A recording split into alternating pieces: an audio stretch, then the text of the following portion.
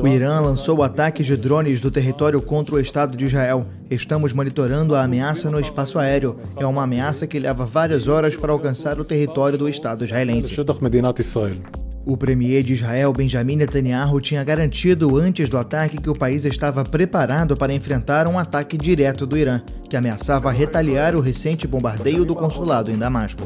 O já esperado ataque do Irã em ofensiva resposta a Israel e a expectativa de um novo contragolpe, mostrando que o mundo realmente não vive momentos de paz. A escalada do conflito no Oriente Médio conta ainda com a guerra entre Israel e o Hamas, que deixaram rastros de mortes, fome, destruição na Palestina. Palestinos correm desesperados para conseguir resgatar um pouco de comida. Tem algum pai no mundo que consegue ver seu filho se contorcer de fome e ficar em silêncio?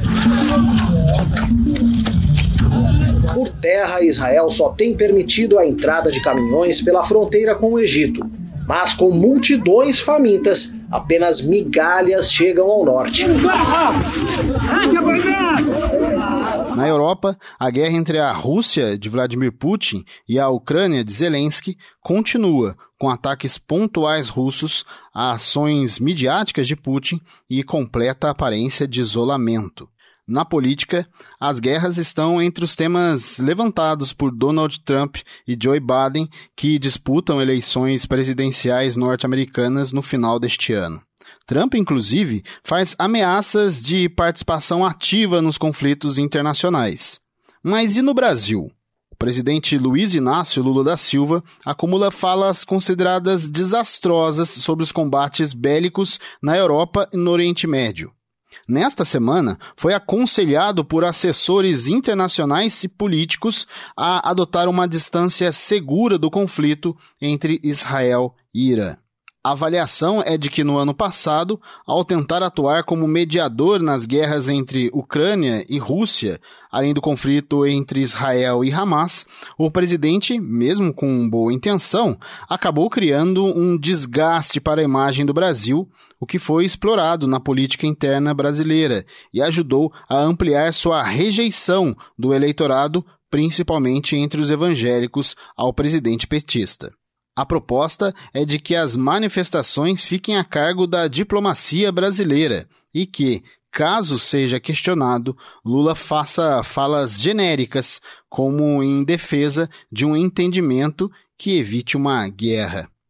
Para falarmos sobre o Brasil, sua posição em meio aos conflitos internacionais e, claro, a política, a difícil política internacional do ano de 2024, mais uma vez vamos conversar com o professor Márcio Meirelles para a 13ª edição do seu Linha Política. Muito bem, professor. Professor, apesar dessa necessidade de se pautar nos assuntos domésticos, né? Não há como a gente escapar de um cenário como esse, um cenário difícil, né? O mundo está cada vez mais sob tensão.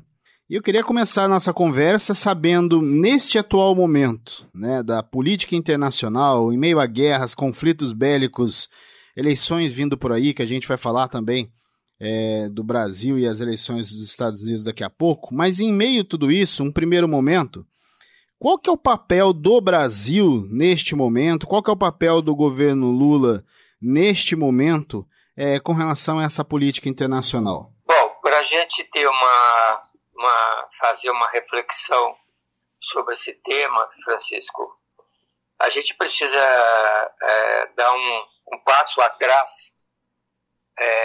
Pode ser até no primeiro governo do Lula, que é a mesma coisa que ele está fazendo hoje. Ele isolou o Itamaraty, criou um assessor internacional para assuntos geopolíticos. Ele fala de uma forma independente. Ele coloca uma situação de partidária, de partido, numa questão internacional, onde estão envolvidos outros elementos, como, por exemplo, o aspecto econômico. Então, eu acho que nós perdemos muito tempo com essa discussão de transformar o Brasil numa linha ideológica para a geopolítica, tem causado para nós muitas complicações. É evidente que no mercado internacional todo mundo está de olho no Brasil, mas a ideia que eu tenho hoje é que por essas posições do governo, pelas posições do Itamaraty, pela posição do presidente da República, eu sinceramente não sei qual é a política externa do Brasil. Porque ele defende os países autocratas, quando um presidente da República não cabe a ele fazer esse tipo de comentário, porque quem fala pelo presidente da República é o seu ministro das Relações Exteriores, alinhado com a programática de seu governo. Me parece que há uma dissociação entre o Lula e o Ministério das Relações Exteriores. De forma que o Brasil hoje, que tinha uma posição no passado de importância, hoje ele tem uma figura, ele é um figurante, né? Ele figura por ser uma 10ª economia e pelo mundo depender do nosso agro. Só isso. Essa é a referência que o mundo vê. E inclusive, professor, sobre esse momento atual e os conflitos que tiveram sequência no último final de semana entre Israel e Irã, o Lula foi aconselhado na segunda-feira. Ele foi aconselhado por assessores, né, internacionais, inclusive assessores também, claro, de dentro do próprio governo, a se manter um pouco mais distante, né, evitar falas pessoais. Quando for necessário o Lula falar sobre o pedido hoje interno dentro do governo, é que ele seja um pouco mais protocolar para evitar situações, por exemplo, como nós tivemos daqueles comentários de Lula, né, fazendo relação ao conflito Israel-Hamas, com o que o Lula até mesmo fazendo a ligação disso ao Holocausto, outros posicionamentos de Lula sobre conflitos e discussões políticas de fora, como o senhor citou, né, ligando à questão ideológica, barra partidária. Então o próprio Lula foi aconselhado, entre aspas, a falar menos sobre posições pessoais com relação a esses conflitos e os novos, né? E aí, professor, como o senhor estava falando sobre a imagem do Brasil, se esperava um Brasil mais protocolar até para recuperar a imagem daquilo que foi deixada também pelo governo do Bolsonaro, né? Nos 4 anos anteriores, onde o Brasil se transformou praticamente aí numa cópia mal estruturada das posições do Trump nos Estados Unidos, né?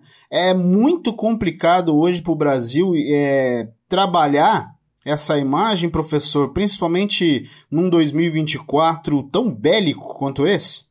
Eu acho que o estrago já foi feito, né? Não foi feito agora. Esse estrago vem sendo feito desde o primeiro governo dele.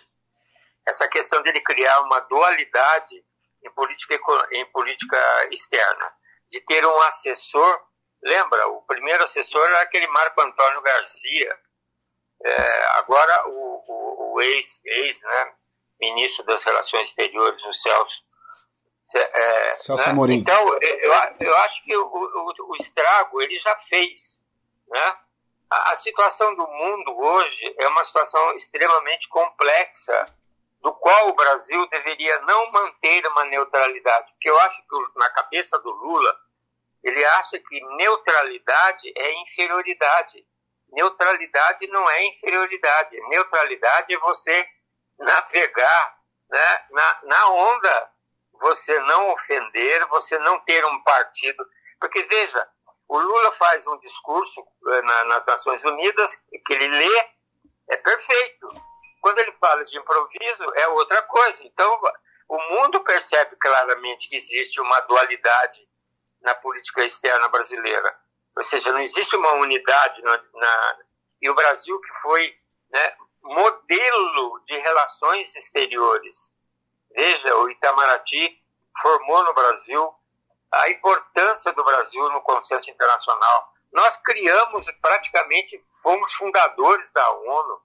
Nós tivemos funções importantíssimas dentro da ONU, principalmente na questão da formação do Estado de Israel. Somos agraciados com a abertura das Nações Unidas. Então, o Brasil era tido assim como uma coisa assim, um país, né, do sul, do hemisfério sul, mas com uma postura, com uma base, né, cultural, enfim, que era visto pelo mundo todo como uma forma extremamente positiva. Hoje, a nossa preocupação hoje, com referência aos outros países, é com referência só ao agro, à comida, que o mundo tem fome. Mas nós temos problemas, por exemplo, o mundo todo sabe que o Brasil tem problema de desigualdade, o Brasil tem problema de instabilidade política, tem um problema grave, que é do crime e da violência, né? E tem um problema de sermos a décima segunda economia do mundo, mas temos uma distribuição de renda péssima. Então, o Brasil é conhecido.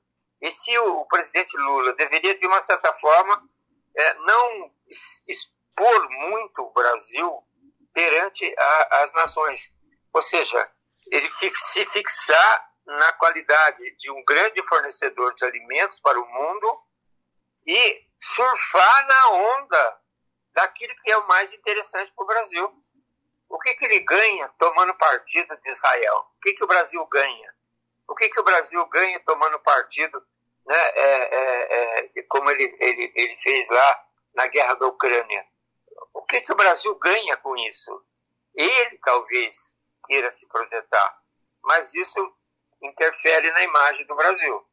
Essa é a minha opinião. Inclusive tivemos aí uma nota, né, do Itamaraty publicada na última segunda-feira e já foi meio que mal vista essa nota, porque de certa forma se condenou não condenando esses novos ataques agora por parte do Irã, e o Brasil parece um pouco meio perdido nisso, né, na forma como se colocar nesse conflito novo, né? Que não é novo, na verdade. Já havia uma expectativa, porque houve um ataque de Israel ao Irã no início do mês de abril, mas se tentou aí achar um meio termo, como o senhor disse, mas não é um meio termo equilibrado, né? E aí, professor, como o senhor estava citando as fragilidades internas, que elas são evidentes para fora e, claro, principalmente para a gente aqui dentro do país, o Brasil também vai ter que se equilibrar com relação a uma questão que esses conflitos diretamente afetam que é a questão econômica, né? E internamente o Brasil está tendo discussões, inclusive dentro do próprio governo, sobre plano econômico, sobre a forma do Brasil planejar os seus tetos nos próximos anos.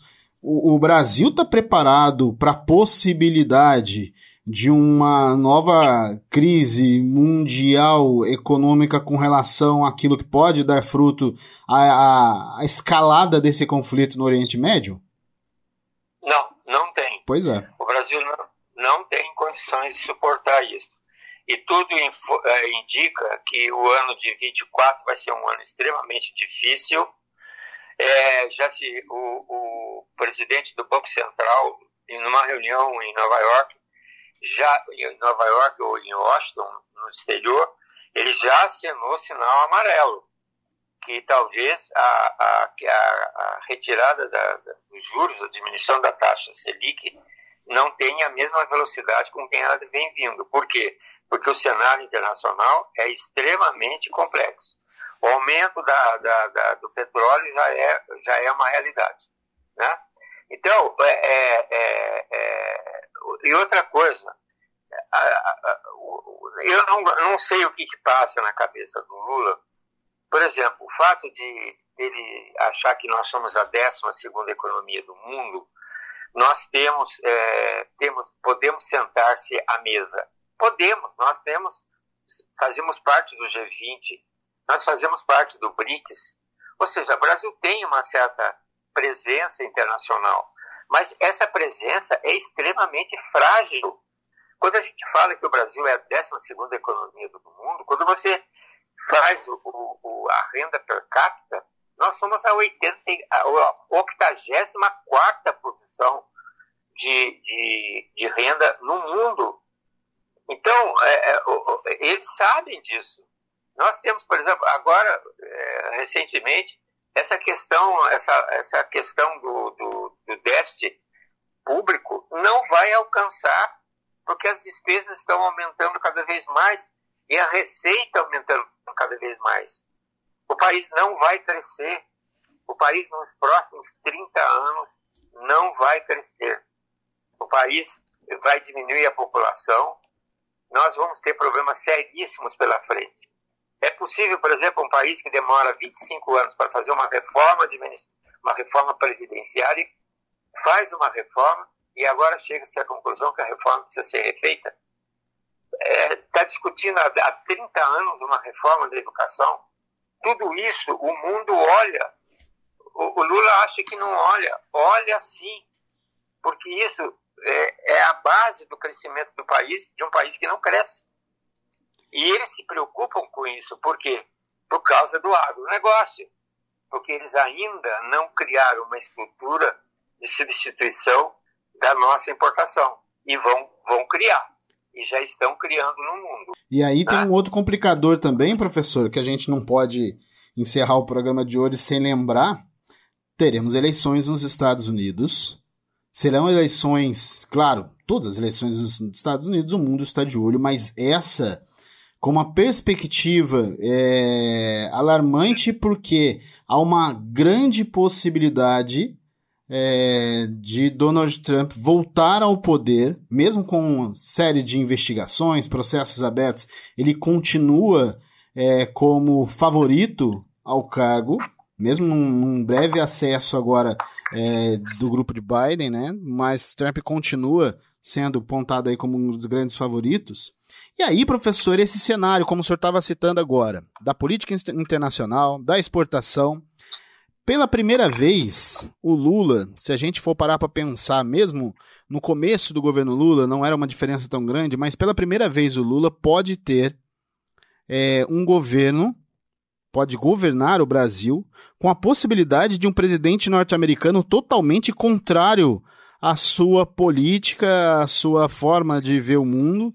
O senhor vê qual grau de complicação para o presidente brasileiro numa possibilidade de um novo governo de Donald Trump? Dizer o que vai acontecer em 2026. Eu vou aos Estados Unidos conversar com o Biden e eu espero que a gente possa discutir um pouco a democracia no mundo, o que está acontecendo lá e o que está acontecendo aqui, porque é muito parecido, sabe? Então é preciso que os democratas, sabe, digam o que eles vão fazer para ganhar as eleições.